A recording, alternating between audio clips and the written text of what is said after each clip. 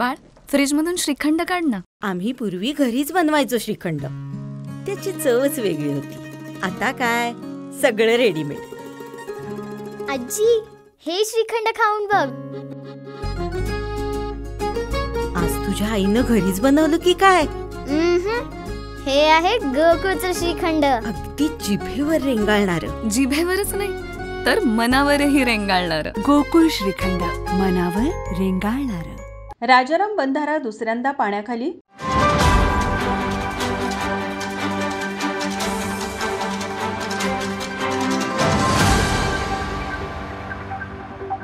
गेल्या 2 दिवसांच्या जोरदार पावसाने शहराला चांगलेच झोडपून काढले आहे.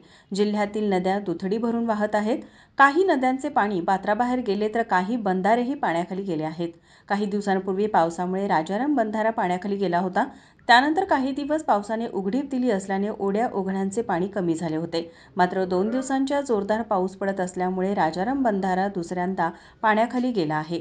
राजाराम बंधाऱ्याची पाणी पातळी सध्या 21 फूट इतकी आहे, तर 12 बंधारे पाण्याखाली गेले आहेत. राजाराम बंधाऱ्याची इशारा पातळी 39 फूट इतकी आहे, तर धोका पातळी 43 फूट इतकी आहे. माझा महाराष्ट्र न्यूज, कोल्हापूर.